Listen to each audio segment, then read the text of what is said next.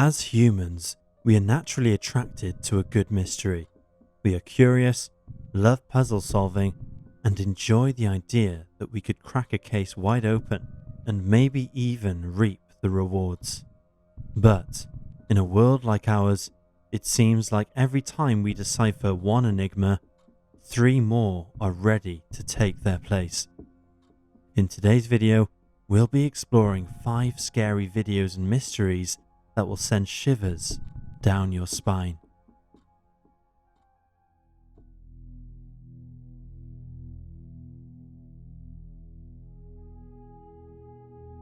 Groupie, Marilyn Manson's lost film. Ohio-born singer-songwriter Marilyn Manson is no stranger to controversy. Born in 1969 as Brian Hugh Warner, Manson adopted his stage name after combining the names of Hollywood actress Marilyn Monroe and cult leader Charles Manson.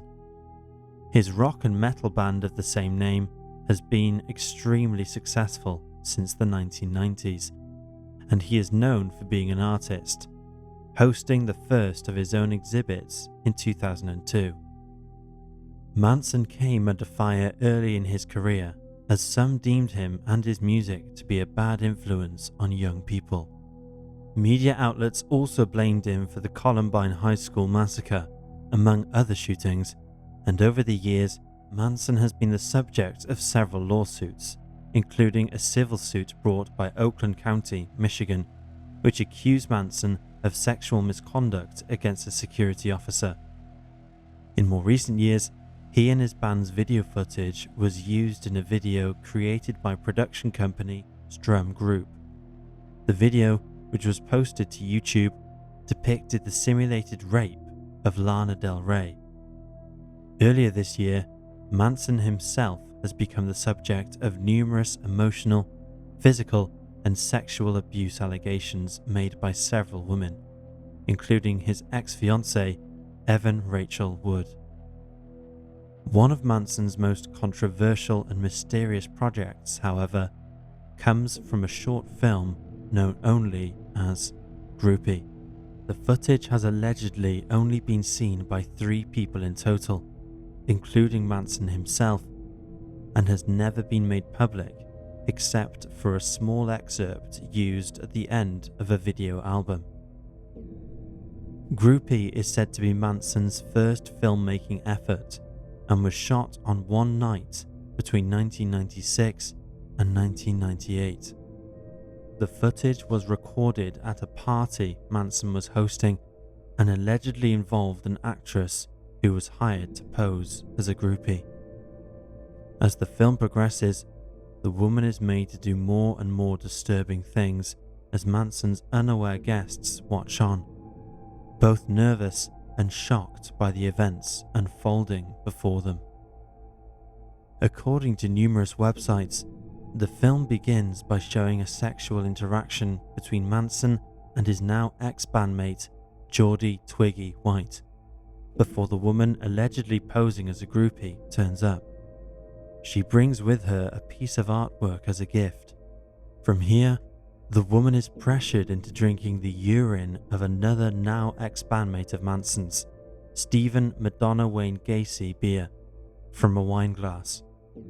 She only agrees after persuading Manson to join her. From this point, it is unclear what occurs in the footage, but it is rumoured that the situation dissolves quite quickly. Reportedly, a fight breaks out, blood is shed, the woman is tied up, and a gun is introduced by Manson. Furthermore, there are also allegations of torture. Following the end of the party, the guests left, understandably shaken up as they were unsure whether what they had seen was real or staged, or a mix of both. It has also been suggested that the woman playing the groupie was not told the whole truth about the evening, that she was aware of some of the events that were going to take place, but not others. As previously mentioned, only 3 people are believed to have seen the footage. This includes Manson himself, his friend Andy Dick, and his ex-manager Tony Quiller. Quiller reportedly told Manson to hide the master copies of the film, believing that the singer could be jailed and/or ruin his career if the footage was leaked. Only a small portion of the film has ever been released. It was shown at the end of the 1998 live video album Dead to the World, and shows a woman tied up and distressed while screaming. Eventually, she repeats the phrase, "Jesus loves me, for the Bible tells me so," after Manson commands her to do so. While there was some speculation that he would release the film on October the 20th, 2016, along with the launch of his Antichrist Superstar 20th anniversary box set, this never occurred, and the footage, so far, remains unavailable to the public. Although many are curious about the film's alleged disturbing content, others feel it is simply a PR stunt thought up to boost Manson's controversial career even further.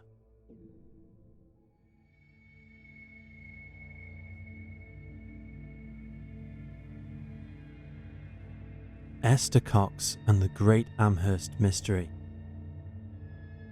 In Amherst, Nova Scotia, Canada, on March 28, 1860, Esther Cox was born weighing just 5 pounds.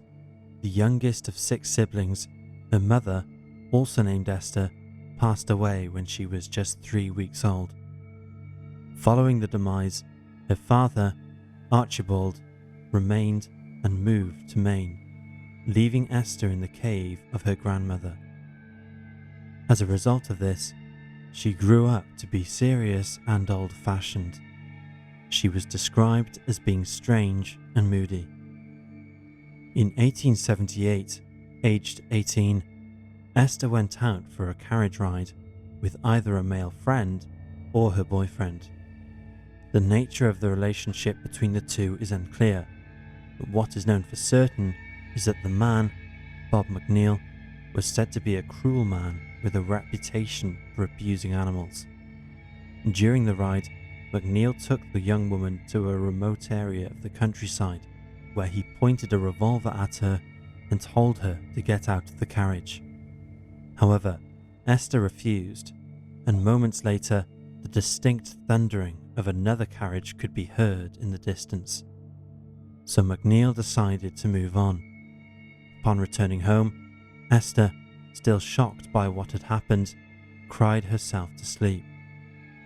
At this time, the 18-year-old was living with her married sister, Olive Teed, along with her sister's husband, Daniel, their 2 young children, Willie and George, as well as 2 of Esther's other siblings, Jenny and John, and Daniel's brother, who was also named John. As a result, the home was always busy and bustling and full of life.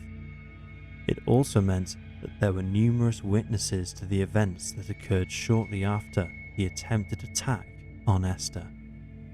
Following the attempted assault, Esther and her family began experiencing strange and unexplained phenomena, including knocking, banging, and rustlings in the night. On September the 4th, the 18-year-old settled into bed with her sister, Jenny, when the pair thought they felt a mouse running across them. Frightened, the 2 jumped out of bed and began to look for the creature, but were unable to locate it. Looking around, they thought it might have gone into a cardboard box that was lying on the floor, so they dragged it out into the middle of the room. Then, inexplicably, the cardboard box jumped in the air and landed on its side. Alarmed, the 2 women began screaming for help. Daniel, Olive's husband, came to see what the ruckus was about and left the room greatly amused afterwards, brushing off the incident as a bad dream. However, this was only the beginning of the bizarre activity that occurred in the house for the next few years. Just days later, Esther awoke her sister in the middle of the night, claiming that she was dying. Jenny was shocked to see that her sister's face was blood red. Esther was shivering all over and her eyes were bulging from her head. Her body had swollen up and she had a high fever. Chaos ensued when objects began moving around the room. The pair's bed sheets ended up in a pile in the corner of the room, and after a sound resembling a clap of thunder, Esther's appearance returned to normal, and she promptly fell asleep. The same thing happened 4 days later, except this time a pillow flew up and hit John Teed in the face. Following these events, the family called a doctor for help. Much like Daniel Teed had done on September the 4th, the doctor brushed off concerns and stories of the supernatural. But while he was there, he experienced the phenomena firsthand, as he was subject to moving bedclothes and scratching noises. Not only that, but the words "Esther Cox, you are mine to kill" appeared on the wall above the 18-year-old's bed. Still, the doctor diagnosed her as having nervous excitement and prescribed her sedatives. Instead of calming the situation, however, it appeared to make things worse, as noises and flying objects occurred again. Eventually, the family devised a way to speak with the spirit they believed was haunting Esther. They would ask it questions, and it would reply with the following: 1 knock meant no, 2 knocks meant it was unsure, and 3 knocks meant yes. Stories of these conversations with the ghost quickly spread through the local community, and the family home became a sort of morbid attraction for neighbours and even those outside of Amherst. Visitors alleged that they heard banging and knocking sounds and witnessed moving objects, with many of these things taking place when Esther and her family were in clear sight. Then, in December, Esther fell ill with diphtheria. During this time, there was no paranormal activity. She eventually left the home to recuperate, moving in with another sister who lived in Sackville, New Brunswick. But things only escalated when Esther returned home, as fires began spontaneously igniting in and around the house. Shortly after this, Esther began claiming that she could actually see the apparition that was haunting her, and she told her family that it had threatened to burn down the house if she didn't leave.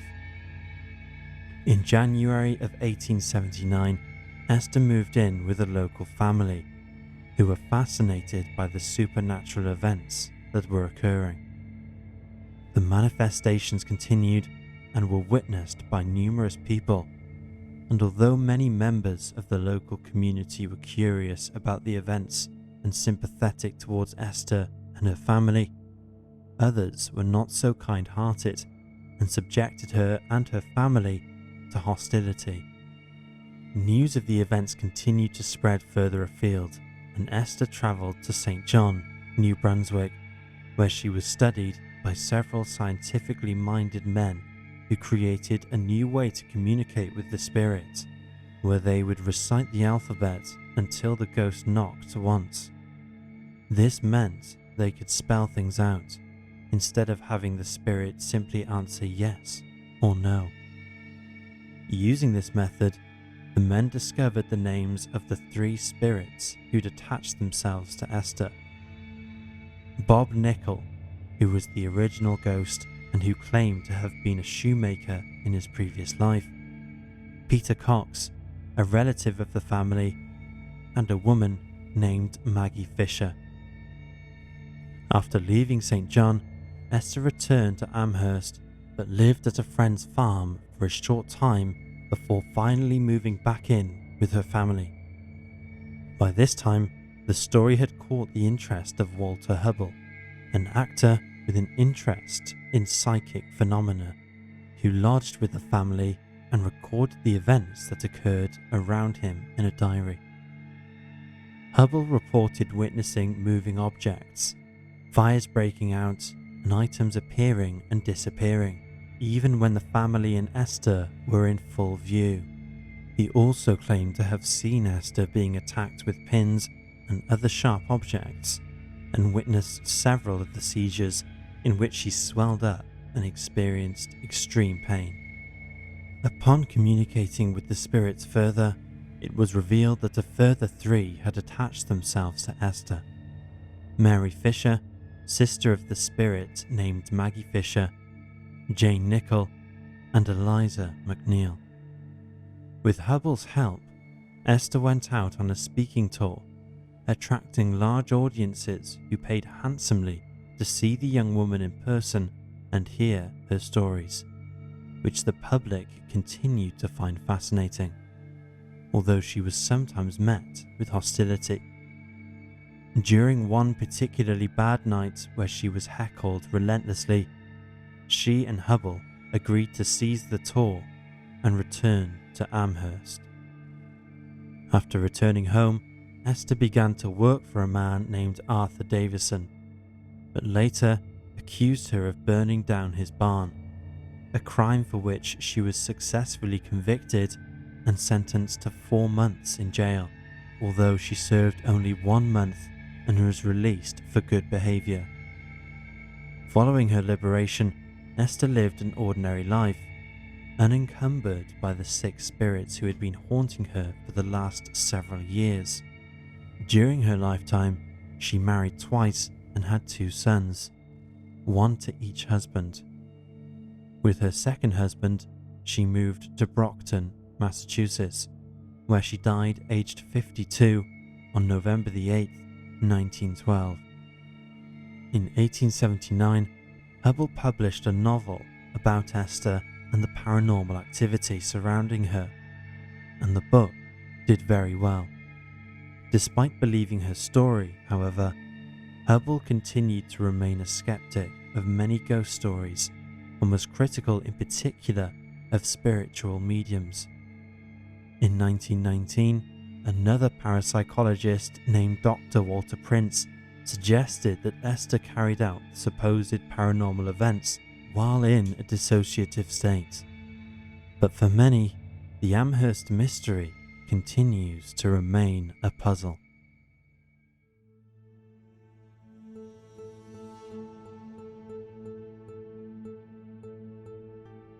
The bizarre disappearance of Benjamin Bathurst. Born in London, England, on March the 18th, 1784, Benjamin Bathurst lived a life of privilege. His father was the Bishop of Norwich, which assisted Benjamin greatly in building his career. From an early age, he entered the diplomatic service and was quickly promoted to Secretary of the British Legation in Livorno, a city in Italy, and he eventually married Phillida Call, the daughter of a Cornish landowner and baronet, who was the heir to a great fortune. In 1809, Benjamin was sent to Vienna as a representative by his relative Henry Bathurst, who was the Secretary of Foreign Affairs at the time. Benjamin's goal was to assist in the reconstruction of the alliance between Britain and Austria, and to encourage the Austrian Emperor to go to war with France. Upon his return to the UK, however, is when things went awry. On November the 25th, Benjamin and his German courier, Herr Kraus, stopped at the town of Perleberg, west of Berlin. Here, they visited an inn named the White Swan while waiting for the new horses they'd requested to arrive. While the men rested, they ate a meal before Benjamin retreated to a small room where he started writing. According to some reports, he burned whatever he was writing before the men left the inn again. At 9 p.m, the new horses were ready to go, and Benjamin left to enter the carriage.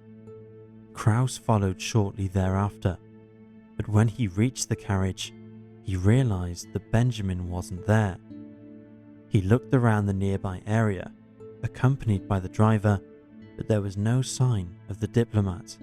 Since both Benjamin and Kraus were posing as travelling salesmen using the names Baron de Koch and Fisher respectively, his disappearance generally went unnoticed. Due to the state of the country, the fact that bandits were rampant and the lack of law enforcement, it was commonplace for travellers to wind up dead or missing. Additionally, poor communication lines made it so that nobody back in the UK knew Benjamin was missing until Krause returned to pass on the news.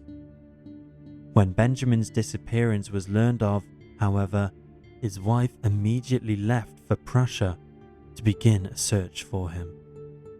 When she arrived, accompanied by an explorer named Heinrich Röntgen, Phillida discovered that the authorities had already been made aware of the case, and the investigation was being led by a man named Captain von Kutzing, who had already started organising another massive search for the missing man. The captain was under the impression that Benjamin had disappeared of his own volition. In the days following his disappearance, Kutzing and his men had drained the river Stepenitz and had carried out several searches. Just days after Benjamin's disappearance, his luxurious and expensive fur coat was found in an outhouse owned by a family named the Schmidts. Then, on December 16th, two scavengers in the woods near Quitzow, about 3 miles north of Perleberg, found his trousers. As the investigation continued, it was uncovered that a member of the Schmidt family named August had been working at the White Swan Inn on the evening of Benjamin's disappearance. He was reportedly a stable hand. Years later, a witness testified that August had come in from the stables that night and asked where Benjamin had gone. He then quickly went after him. The witness thought that perhaps August had been responsible for whatever had happened to Benjamin, but there was no solid evidence linking him to the vanishing. A reward was offered for anyone with information that could assist in the search for Benjamin. In March the following year, Phillida, accompanied by experts with scent dogs, conducted her own separate search for her missing husband, but her efforts proved fruitless.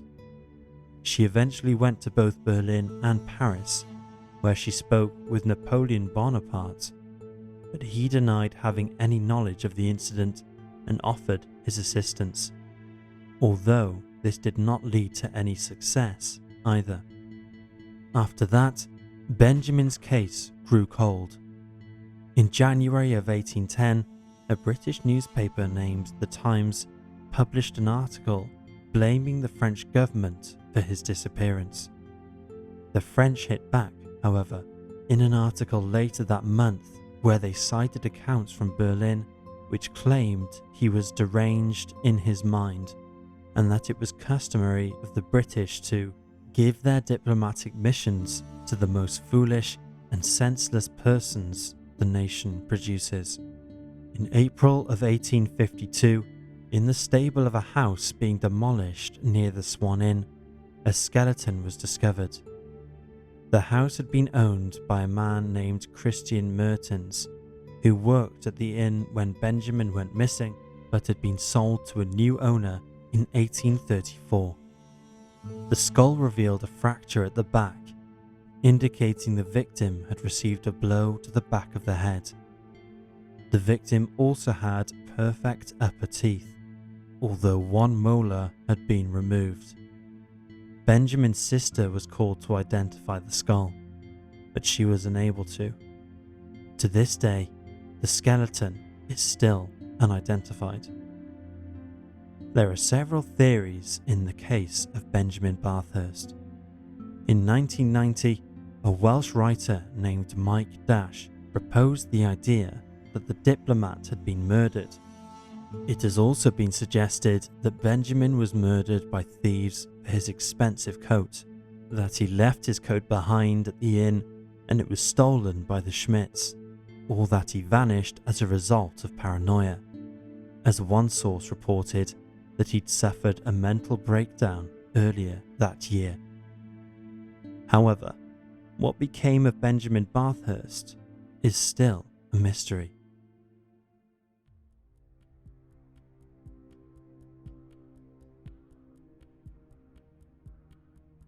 Germany's YOG'TZE case. 34-year-old Gunther Stoll lived a seemingly ordinary life in 1984. An unemployed food technician, he was a married father of one, living in the small village of Anshausen, when he became the subject of one of Germany's most puzzling unsolved mysteries. In the weeks leading up to his demise, his wife noticed that Gunther had become increasingly anxious and afraid, although he never revealed what exactly was causing him such distress. On Thursday, October 25th, 1984, the 34-year-old had dinner with his wife, where he mentioned that everybody was against him and that they wished to do him harm. Later that night, just before 11 p.m, Gunther exclaimed the German equivalent of, "Now he begins to see," after which he scribbled the letters YOG'TZE on a piece of paper before crossing it out again. The 34-year-old then abandoned the slip of paper in the house and told his wife that he was going to the pub. Shortly after this, Gunther arrived at his favourite pub, Papillon. He was an occasional customer, and several of the pub's patrons recognised him as he ordered a beer and took a seat. Moments later, Gunther fell to the floor. Eyewitnesses noted that the father of one wasn't drunk and had simply slipped into unconsciousness while he waited for his beer. He appeared to regain consciousness after he hit the floor, however, and pulled himself to his feet with only a minor injury to his face. He then left his beer untouched and exited the bar, where he got into his vehicle, a blue 3-door Volkswagen Golf. At around 1 a.m, Gunther rang the doorbell of an elderly woman who lived near to his mother. The elderly woman knew Gunther, but because it was late, she opened up her first floor window and talked to him that way, instead of coming to the door. The woman lived 6 miles from the pub. It was unclear what Gunther had been doing between the time he left the pub and when he turned up at the woman's door. Gunther told the elderly woman that he wished to discuss something with her, and told her something terrible will happen this night. However, the woman declined to let Gunther in, explaining that it was too late.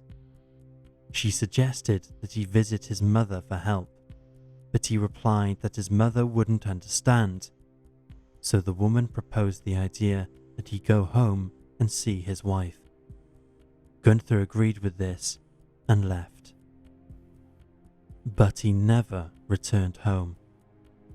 At around 3 a.m, on the highway A45, 62 miles away, 2 truck drivers noticed a blue 3-door Volkswagen in a trench on the side of the road. They also noticed a man wearing light-coloured clothing outside the car, bleeding from his right arm. They called for help. However, by the time the 2 drivers returned to the Volkswagen, they couldn't see the man with the arm injury.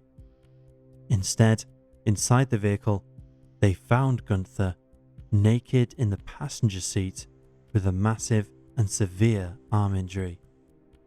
He was barely conscious, but when asked where the other man had gone, he told the truck drivers that there had been 4 men in the car and none of them were his friends. After this, Gunther lost consciousness and tragically died en route to the hospital. The subsequent autopsy showed that he had been run over by a car that was not his own. Additionally, the incident had taken place somewhere else and not the highway, and he was already naked when he was attacked. Gunther's system was clear of drink and drugs. There are mixed reports about what happened to Gunther's clothing. Some articles note that they were found in the back seat, but others state that these items were never recovered. As for his car keys, they were located on the parcel shelf at the rear of the vehicle. With so little information for the authorities to go on, they turned to Gunther's personal life and soon discovered that he had made several trips to the Netherlands, where he supposedly had contacts with drug connections. The only other lead in Gunther's case was the note that he'd hastily scribbled before leaving for the pub on the night of his demise. Unfortunately, by the time his wife mentioned it to the police, she had already put it in the bin and was unable to recover it. She was, however, able to tell them what she believed was on the note, and they made their own version of it. But she couldn't recall whether the note read YOG'TZE or YO6'TZE. Since then, investigators have had very few leads in the case. The crime was featured in 1985 on Germany's equivalent of the BBC's Crime Watch, file number XY Unsolved. As a result of the broadcast, law enforcement received several calls that YO6'TZE was the call sign of a Romanian amateur radio station, but nothing ever came of this, and no links were ever made between it and Gunther's case. It has never been established if there really was a man in light-coloured clothing with a bleeding arm at the vehicle or not, and if the man exists, he has never been identified. Furthermore, no fingerprints appear to have been found in the vehicle other than Gunther's and his wife's. Despite investigators exploring over 1,200 leads, the case is still unsolved, leaving Gunther's demise open to speculation. It's been suggested that YOG'TZE was some kind of code and Gunther was really being followed or threatened. Many believe that the real story is much more mundane.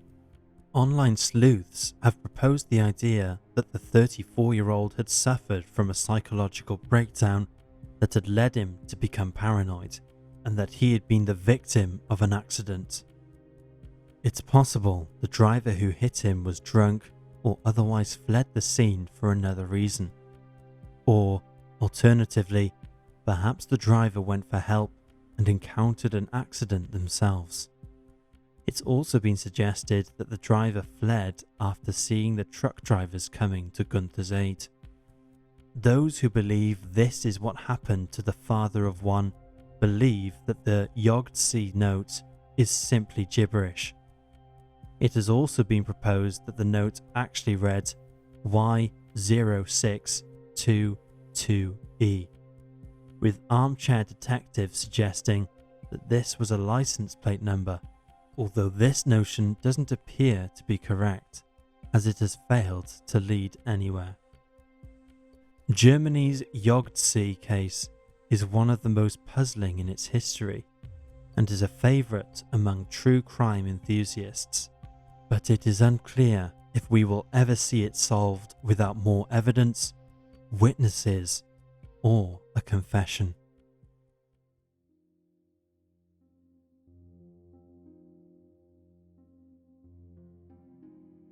Kaspar Hauser. Another of Germany's strangest tales involves the appearance of a young boy with a name, but little else in the way of identity. On May the 26th, 1828, a teenage boy was found wandering the streets of Nuremberg, looking dishevelled and out of place. When approached by locals, he was found to be carrying a letter addressed to Captain von Wiesnig, the captain of the 4th Squadron of the 6th Cavalry Regiment. The letter was written by an anonymous author, believed to have been a poor labourer, who claimed that they'd been given the boy when he was nothing more than a baby on October the 7th, 1812. The author said they'd raised the child, teaching him to read and write, and had brought him up as a Christian, but that he had never let him outside the house, and he could no longer afford to care for him. They added that the boy now wanted to be a cavalryman, as his father was, and asked the captain to either take him in or hang him. But enclosed with this letter was a second note, allegedly written by the child's biological mother. It included his name, Kaspar Hauser, his date of birth, April 30th, 1812, and stated that his father was deceased. Notably, the handwriting on both letters was the same. Modern experts believe that they were written by the same person, likely Kaspar himself. Kaspar was soon taken to the home of Captain von Wiesnig. However, much to the frustration of those around him, the 16-year-old would only repeat the same phrases: horse, horse, and I want to be a cavalryman, like my father was. When asked to explain himself or discuss his backstory, Kaspar would only either cry or respond with, "Don't know." As a result, he was seen as a half-wit and was taken to the nearest police station. He was subsequently jailed as a vagabond, as he was unable to prove who he was or explain himself. The 16-year-old spent the next 2 months in Lugisland Tower in Nuremberg Castle, where he preferred to consume only bread and water. Kaspar was initially cared for by Herr Hittel, whose young son, Julius, helped teach the 16-year-old to speak. The two played together frequently. It was soon noticed that Kaspar had a particular interest in Mayor Burgmeister Binder. Speaking with the mayor further, the teenager opened up more about his origins, explaining that he had spent most of his life in solitary confinement in a dark cell that was only 2 meters in length, 1 meter wide, and 1.5 meters high. He had 2 wooden horses and a wooden dog to play with, and a straw bed, and was fed a diet of water and rye bread, with his food only turning up when he was asleep. Kaspar claimed that sometimes the water he drank tasted bitter, and that when he consumed the beverage, he would have a deeper sleep than normal. During this time, somebody would enter his room, cut his nails and hair, and change the straw in his bed. According to Kaspar, shortly before he came to Nuremberg, a man came to him. He recalled that this was his first human interaction, and the man consistently hid his face from him. The man taught him his name by leading his hand and helped him learn to stand and walk. He then brought the boy to Nuremberg, where he promptly abandoned him. He was also the person who had taught him the phrase, "I want to be a cavalryman like my father was," although Kaspar claimed he didn't understand what it meant. His astonishing story made the 16-year-old the subject of international attention and sparked rumors that he was of royal blood or that he was an impostor.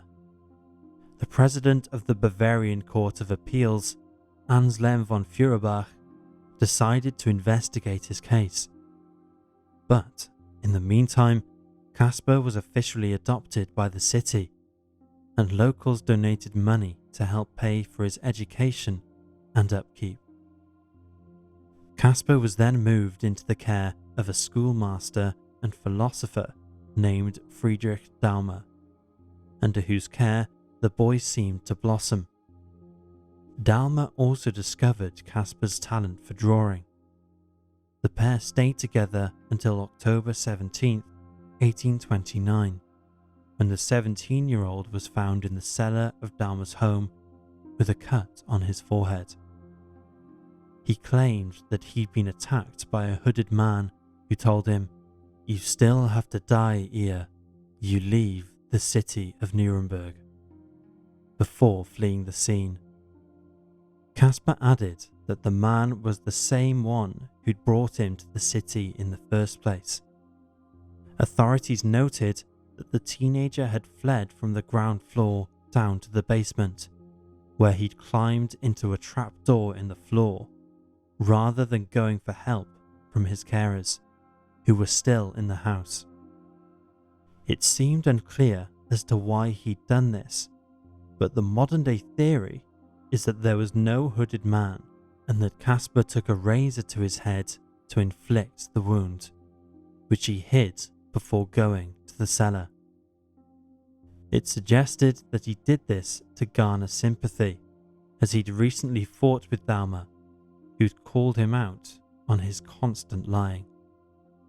Still, officials called for a police escort and transferred Kaspar into the care of a municipal authority named Johann Biberbach. Meanwhile, news of the attack spread among the local community, who again speculated about the teenager's true parentage and wondered again if he was part of the royal family. Why else would somebody be looking to harm him? They asked. On April the 3rd, 1830, a shot went off in the Biberbach home, specifically in Kaspar's room.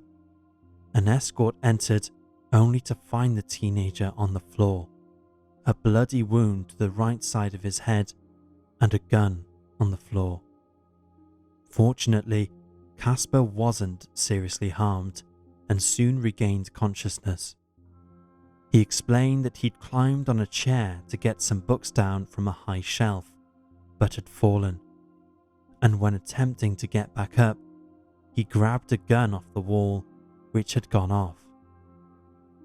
By this point, his relationship with the Biberbach family had allegedly begun to sour. Doubters of Kaspar's story believe that this was another attempt by him to gather pity following a fallout with his carers. Mrs. Biberbach described Kaspar as full of vanity and spite, and commented on his inability to stop lying. Thus, a month following this incident, the 18-year-old was moved in with the family of Baron von Tucher, who, like Mrs. Biberbach, later complained of the boy's vanity and lies. Shortly after this, an English aristocrat named Lord Stanhope took custody of the young man in 1831 and attempted to discover who he was. Despite his best efforts, however, Lord Stanhope failed. He took Kaspar to Hungary twice, as he recalled a few Hungarian words and claimed that his mother was Countess Matheny, but it seemed that this was another of the young man's lies. Lord Stanhope's failure to find any real answers in Kaspar's case led him to doubt the credibility of the 19-year-old story. In December of 1831, he transferred care of Kaspar to a schoolmaster named Johann Mayer, though Stanhope continued to pay for the teen's upkeep. He essentially cut all ties with Kaspar. The relationship between Mayer and Kaspar was strained from the get-go. A strict and pedantic man, Mayer had no time for Kaspar's lies or excuses. Still, the 19-year-old continued to remain with the schoolmaster's family. In late 1832, he got a job as a copier at a local law office and wished that Stanhope would take him to England. He felt that his life was not panning out the way he wanted it to. Then, in May 1833, Anselm von Feuerbach, Kaspar's original patron, died. This was said to cause Kaspar much grief, although Feuerbach had already lost faith in the young man by the time he died. He wrote that Kaspar was a scheming codger, a rogue, a good-for-nothing that ought to be killed. However, he didn't let on what his true feelings were in front of Kaspar. Later that year, on December the 9th, Meyer and Kaspar engaged in a rather large fight. 5 days later, Kaspar came home with a deep wound on his left breast, claiming that he'd been lured to Ansbach Court Garden where a stranger stabbed him while thrusting a bag at him, which he'd left behind. Investigators headed to the space of the crime where they found the small purple bag that Kaspar had referenced. Inside it, they found a penciled note in mirrored German writing that read the following: "Hauser will be able to tell you quite precisely how I look and from where I am. To save Hauser the effort, I want to tell you myself from where I come. ... I come from ... the Bavarian border ... on the river ... I will even tell you the name. M.L.U. Kaspar died from the wounds he'd sustained on December the 17th, just 3 days after he was stabbed. He was buried in a cemetery in Ansbach, and later a monument was erected for him in Court Garden. It is generally believed, including by Ansbach Court, that the 21-year-old had stabbed himself and invented the attacker like he was believed to have done before. Authorities noticed that the spelling and grammar in the notes were similar to the mistakes Kaspar frequently made, and he reportedly muttered something incoherent about writing with pencil while on his deathbed. Additionally, he was eager for the bag to be found, but didn't ask what it contained, nor did he ask to inspect the contents himself. Furthermore, the paper note had been folded into a triangle. This was something Kaspar often did with his own notes and letters.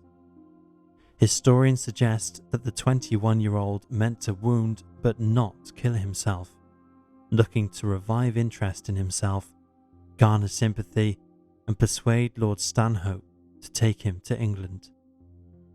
For his part, Stanhope released a book following Kaspar's death, where he discussed all his evidence against him. He noted that it was his duty openly to confess that I had been deceived. Studies carried out in 1928 and again in 2005 agree that it was likely Kaspar's stab wound was self-inflicted, but he accidentally went too deep. The 2005 study notes, however, that it was impossible to rule out homicide or suicide. For a long time, it was rumoured that Kaspar was the Prince of Baden, born September 29, 1812.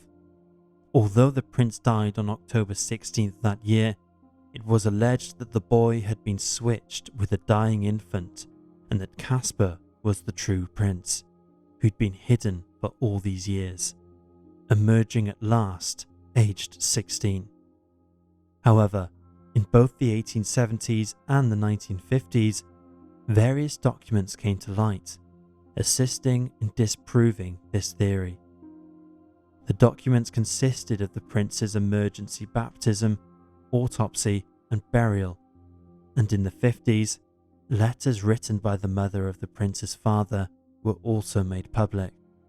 They discussed and detailed the events of the child's illness and death. In 1996, blood taken from what was believed to have been a pair of Kaspar's underwear was tested and, again, disproved that his true identity was the prince. However, this evidence was thrown into question in 2002 when 6 items belonging to Kaspar were tested for DNA and were found not to match up with the 1996 sample. It's unclear whose blood was tested back then. The 2002 samples were compared to the DNA of the prince's mother. While the DNA was not identical, it was noted that the deviation was not large enough to exclude a relationship between Kaspar and the prince's mother. However, experts have pointed out that the similarities don't prove a relationship, as Kaspar's samples also showed a pattern among the German population. The true upbringing and identity of Kaspar Hauser are still unknown.